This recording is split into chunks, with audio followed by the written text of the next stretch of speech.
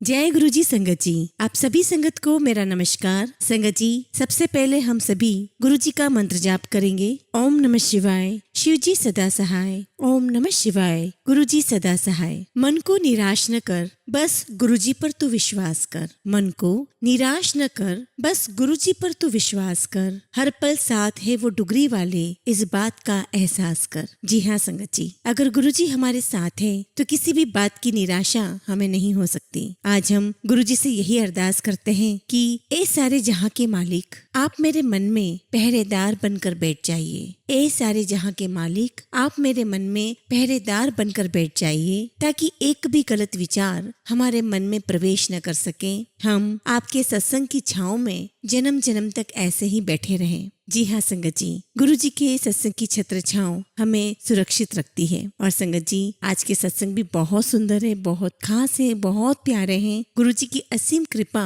सत्संग पर हुई है। सत्संग से जानेंगे कि गुरु जी संगत की परेशानी देख नहीं सकते और तुरंत अपने बच्चों की मदद के लिए आ जाते हैं। सत्संग में जानेंगे कि आंटी को गुरु जी ने बहुत ब्लेस किया और उनका जो बैंक का काम अटका हुआ था वो चुटकियों में कर दिया। वहीं दूसरी ओर आप देखेंगे कि गुरु जी की असीम कृपा एक और संगत पर बरस रही है। अंकल और उनके परिवार को गुरुजी ने बहुत बहुत ब्लेस किया, अपनी सुरक्षा में लिया। यहाँ तक कि गुरुजी ने परिवार के सदस्य का एक झूठ भी उजागर किया। और यही नहीं संगत जी, पूरे परिवार को ब्लैक मैजिक नेगेटिविटी से सबको सुरक्षित कर लिया। जी हाँ संगत जी, दोनों ही सत्संग बहुत सुंदर है, बहुत खास है। आप सभी से रिक्वेस्ट है कि सत्संग पूरा सुने। संगत जी, आज का पहला सत्संग हम एक अंकल का सुनेंगे जो अपना नाम गुप्त रखना चाहते हैं और हम उनकी इस बात का सम्मान करते हैं। अंकल ने हमें अपना जो सत्संग है ईमेल के माध्यम से हमें भेजा है और मुझे उनका सत्संग पढ़ते हुए बहुत खुशी हो रही है। संगत जी, सत्संग इस प्रकार है। ओम नमः शिवाय, शिव जी सदा सहाय। ओम नमः शिवाय, गुरु जी सदा सहाय। जय गुरु जी, जय गुरु जी, शुक्राना गुरु जी। सारी संगत को जय गुरु जी। अपने प्यारे गुरुजी की सेवा में मैं सत्संग शुरू करता हूँ। मुझे गुरुजी से जुड़ने के लिए मुझे मेरी छोटी बहन ने बताया, क्योंकि मेरी छोटी बहन गुरुजी से पहले जुड़ी है और उनको मन से मानती है। वो गुरुजी से इसलिए जुड़ी है क्योंकि वो साईं बाबा जी की भक्त है। मैंने और संगत जी की YouTube वीडियो में सुना है कि गुरुजी उन लोगों को और भी जल्दी अपने से जोड़ लेते हैं जो भगवान शिव जी और साईं बाबा जी के भक्त होते हैं। इसलिए हम दोनों भाई बहन एक साथ गुरुजी से जुड़ गए। मैं और मेरा परिवार कई सालों से ब्लैक मैजिक को फेस कर रहा है, लेकिन मेरी शादी के बाद से ये चीजें और भी बढ़ गई थी। जब मुझे मेरी पत्नी के बारे में पता चला कि उसका अफेयर है और वो गलत चीजों में शामिल है, और यही नहीं संगत जी, उसका परिवार भी गलत है, तब मेरे कलीग ने मुझे एक आध्यात्मिक गुरुजी के पास लेकर के गया और उन गुरुजी ने ही हमें बताया कि वो लड़की और उसके परिवार के सभी लोग सही नहीं हैं और बहुत ही गलत लोग हैं और आपकी शादी भी वशीकरण तंत्र से हुई है। उन लोगों को आपके घर और पैसे से मतलब था, उनके लिए शादी का कोई मतलब नहीं था। उनका मुख्य उद्देश्य आपको और आपके परिवार को मारकर आपका घर और पैसा हड़पना था। संगत जी, 6 साल के बाद हमारा तलाक हो गया, लेकिन वो लोग अपने गलत विचार और तंत्र मंत्र में लिपटे हुए थे और इस कारण संगत जी, बदले की भावना से उन लोगों ने बहुत ज्यादा ब्लैक मैजिक करना और करवाना शुरू कर दिया। इसके बाद हम लोग सिर्फ भगवान जी की पूजा करते थे और डेली बेसिस पे अपने आप को बर्बाद होते हुए देख रहे थे। दिमाग साथ ही नहीं दे रहा था। यहाँ तक कि मेरी नौकरी कोर्ट केस के कारण छूट चुकी थी और हम लोगों का स्वास्थ्य भी खराब होने लगा था। फिर कोरोना के बाद मेरी माँ डिप्रेशन और चिंता की शिकार हो गई और उनको पैनिक अटैक आने लगे। हम लोग एक हॉस्पिटल से दूसरे हॉस्पिटल जा रहे थे और मेडिसिन का कोई भी पॉजिटिव असर नहीं हो रहा था। मैं, मेरे पापा और मेरी बहन बहुत परेशान हो गए कि अब क्या करें। तब हम लोग गुरुजी से जुड़े और फिर हम लोगों को गुरुजी के संदेश आने लगे कि बहुत ज्यादा ब्लैक मैजिक किया गया है। इसमें हमारे रिश्तेदार और ससुराल वाले भी शामिल हैं। गुरुजी का संदेश आया कि बेटा तू 5 सोमवार बड़े मंदिर आ जा, मैं सब ठीक कर दूंगा। तो शनिवार को माँ काली माता और हनुमान जी को चोला चढ़ा और मुझे भी 7 मंगलवार चूरमे का लड्डू या बूंदी की लड्डू चढ़ा और हनुमान चालीसा का पाठ कर हर मंगलवार को। अब हम लोग एक नई दुनिया में एंटर करने वाले थे और वो चीज फील करने वाले थे जिसकी हमें जरूरत थी और तलाश भी। असल में हमारी अब तक की पूजा पाठ का हमें परिणाम मिलने वाला था, यानी कि हमें हमारे भगवान के दर्शन होने वाले थे हमारे गुरुजी के रूप में। मैं सोच रहा था कि मैं कैसे मम्मी जी को लेकर जाऊंगा, क्योंकि वो बिल्कुल भी बाहर नहीं जाती थी और बहुत ही नेगेटिव सोचती थी कि सब खत्म, चलो मरने चलें, अब कुछ भी नहीं हो सकता, चलो नदी में डूब जाएं, हम लोग मर जाते हैं, जी के क्या करेंगे, वगैरह वगैरह। तब तब मैंने गुरुजी को याद किया और प्रार्थना की कि गुरुजी कोई रास्ता बताएं कि मैं कैसे मम्मी जी को बड़े मंदिर लेकर आऊं। तभी मेरे दिमाग में एक बात आई और मैंने मम्मी जी से कहा कि चलो हम लोग मरने चलते हैं और गंगा नदी में डूब जाते हैं। पहले तो मेरी मम्मी जी मुझे देखने लगी, फिर बोली कि सच कह रहे हो, चलो मरने के लिए हम सब लोग एक साथ डूब जाएंगे। मैंने और पापा जी ने कहा हम लोग सही कर रहे हैं और हम लोग मम्मी जी को लेकर बड़े मंदिर आ गए। लेकिन जब हम लोग बड़े मंदिर पहुंचे तो मम्मी जी समझ गई कि ये दोनों मुझे बेवकूफ बनाकर यहाँ लाए हैं। वो कहने लगी कि गंगा नदी कहाँ है, ये कौन सी जगह है, और मुझे मारने लगी। तब हम लोग गुरुजी को याद करते हुए बिना कुछ बोले मम्मी जी को लेकर बड़े मंदिर के अंदर जाने लगे। वहाँ हमने गुरुजी के दर्शन किए और हमें ब्रेड पकोड़ा प्रसाद, हलवा प्रसाद और चाय प्रसाद मिला। हमने बहुत ही मन से गुरुजी को याद करते हुए सारे प्रसाद को ग्रहण किया। बड़े मंदिर में प्रवेश करने से लेकर प्रसाद ग्रहण करने तक हमारा सारा अनुभव बहुत ही अच्छा रहा, मन को प्रसन्न करने वाला था और हमें एक शांति महसूस हुई, और ऐसी शांति जिसके लिए हम 30 साल से तरस रहे थे, तड़प रहे थे। और एक सुरक्षा भी महसूस हुई कि बस अब हम एकदम सुरक्षित हैं, क्योंकि हमारी जिंदगी की लगाम अब हमारे गुरुजी के हाथ में आ गई है। हमारे अंदर का डर एकदम खत्म हो गया था संगत जी, हमें पॉजिटिव फील होने लगा था। और सबसे बड़ी बात ये थी कि दर्शन करने से लेके प्रसाद ग्रहण करने आने तक मेरी मम्मी जी बिल्कुल भी नहीं परेशान हुई और शांति से प्रसाद ग्रहण किया। और फिर दूसरे सोमवार के लिए हम लोग तैयार हुए बड़े मंदिर जाने के लिए। तब हमने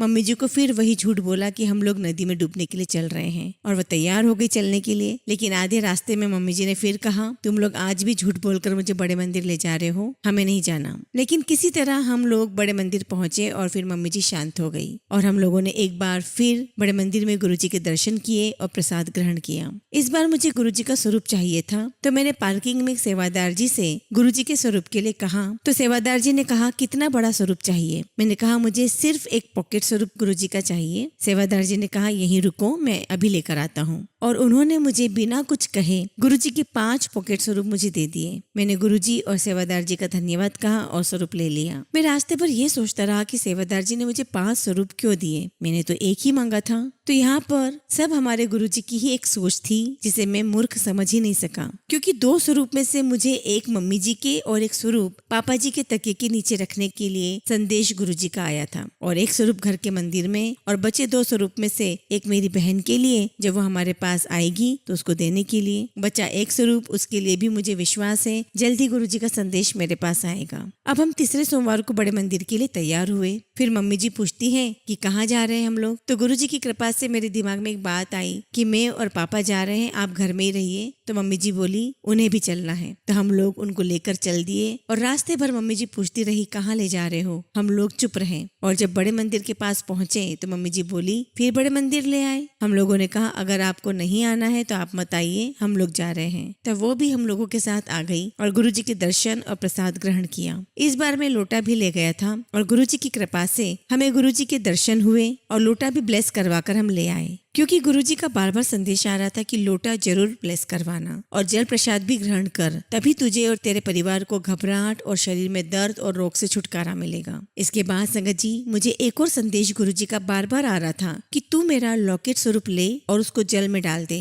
और वो जल प्रसाद पूरे परिवार को पिला और खुद भी पी तो सारे रोग खत्म हो जाएंगे। मुझे अभी लॉकेट स्वरूप नहीं मिला है, लेकिन मुझे यकीन है मेरे प्यारे गुरुजी अगले सोमवार को जब हम लोग बड़े मंदिर जाएंगे तो हमें लॉकेट स्वरूप गुरुजी का मिल जाएगा। पहले सोमवार को बड़े मंदिर में जाने के बाद से हम लोगों ने बहुत से ऐसे चमत्कारिक अनुभव किए हैं जो हमने अपनी आंखों से देखा और महसूस भी किया। अप्रैल में अमावस्या के दिन जब मैं मंदिर में दान करने के लिए गया तो मुझे गुरुजी ने बटरफ्लाई के रूप में दर्शन दिए और जब मैं लौटकर अपनी कार में बैठा तो अचानक से बटरफ्लाई मेरे साइड के ग्लास में उड़ते हुए दिखी जबकि कार के ग्लास बंद थे। ऐसे मुझे घर की रसोई में गुलाब की बहुत तेज फ्रेग्रेंस महसूस हुई। इसके बाद तीसरे सोमवार बड़े मंदिर जाने से पहले मुझे संदेश आते रहे कि तेरे घर पर और परिवार पर बहुत बड़ा ब्लैक मैजिक किया गया है, तू घबरा मत, सब ठीक हो जाएगा। बस तेरा एकमात्र इलाज तेरी जप साधना और ध्यान है। तू मुझ पर विश्वास रख बेटा, सब ठीक हो जाएगा। इसके बाद संगत जी मैंने एक और संगत जी की वीडियो देखी जिसमें उन्होंने बताया था कि गुरुजी ने कहा था कि त्वचा की समस्या होने पर आप सफेद चंदन का तिलक गुरुजी को लगाने के बाद आप उस प्रभावित क्षेत्र पर लगाएंगे तो त्वचा जल्द ही ठीक हो जाएगी और आप अपने माथे पर भी जरूर लगाएं। तो मैंने अपने माथे पर सफेद चंदन का टीका लगाया जिसकी वजह से आज मैंने बहुत अच्छा मेडिटेशन किया और मुझे गुरुजी का आशीर्वाद मिला। गुरुजी पूरे परिवार की रक्षा तो करते ही नहीं हैं, आपकी आध्यात्मिक उन्नति में भी आपकी बहुत मदद करते हैं। अब हम अपने प्यारे गुरुजी को पाकर बहुत सुरक्षित महसूस करते हैं, सौभाग्यशाली महसूस करते हैं कि उन्होंने हमें अपने चरणों में जगह दी। बस गुरुजी से यही प्रार्थना करता हूँ, मेरी मम्मी जी पहले की तरह ठीक हो जाए और उनका हमारे गुरुजी पर विश्वास भी बढ़ जाए। सारे घटनाक्रम में संगत जी आप लोगों ने देखा होगा कि मेरे पास जो वीडियो संदेश आया और बहुत सी चीज हमारे प्यारे गुरुजी की टेलीपैथी के द्वारा मुझे मार्गदर्शन मिला और हमें अब धीरे धीरे आराम मिलना शुरू हो गया है और मेरा काम भी शुरू हो जाएगा मेरे पार्टनर के साथ जिन्होंने मुझ पर विश्वास किया है। गुरुजी कृपया मेरा मार्गदर्शन करते रहें और हमेशा अपने चरणों में मुझे और मेरे परिवार को जगह दें। और जो इस तरह परेशान हैं, अकेला महसूस करते हैं, उन सभी को गुरुजी अपने छत्र छाया में रखें। हम जिस परेशानी से जूझ रहे थे काले जादू से, उसमें काफी रिलीफ गुरुजी महाराज के आशीर्वाद से हम सभी को महसूस हो रहा है। बस मैं जानता हूँ, मुझे पूरा विश्वास है कि गुरुजी की असीम कृपा से पूरा परिवार बहुत जल्दी खुशहाल हो जाएगा। हमारे प्यारे गुरुजी हम सभी लोगों को अपने चरणों में जगह दें और अपनी कृपा हमारे ऊपर बनाए रखें। संगत जी मैं अपने सत्संग को यहीं विराम देता हूँ। जय गुरुजी, शुक्राना गुरुजी। ओम नमः शिवाय, शिवजी सदा सहाय। ओम नमः शिवाय, गुरुजी सदा सहाय। बहुत ही प्यारा सत्संग देखा संगत जी आपने। जब एक परिवार पूरी तरीके से निराश हो गया तो कैसे गुरुजी एक आशा की किरण बनके उनके जीवन में आए, उन्हें अंधेरे से उजाले की ओर लेकर गए और नेगेटिविटी से पॉजिटिविटी की ओर लेकर के गए। जी हाँ संगत जी, जिसके ऊपर गुरुजी का हाथ हो उसे किसी भी प्रकार से निराश होने की आवश्यकता नहीं है। और संगत जी ये जो आज अंकल का सत्संग हमने सुना है, इस सत्संग को वो ही महसूस कर सकते हैं, वो ही समझ सकते हैं जिन्होंने इसको भोगा है, महसूस किया है, जिनके ऊपर ये बीती है। मैं गुरुजी से अरदास करती हूँ कि अंकल और उनके परिवार को गुरुजी बहुत जल्दी राहत देंगे। जय गुरुजी, शुक्राना गुरुजी। संगत जी अगला सत्संग हम अंजू शर्मा आंटी का सुनेंगे जिन्होंने अपना सत्संग हमें ईमेल के थ्रू भेजा है। जय गुरुजी, शुक्राना गुरुजी। अनंतम अनंतम शुक्राना गुरुजी और सभी संगत को मेरा जय गुरुजी। संगत जी मेरा पहला सत्संग है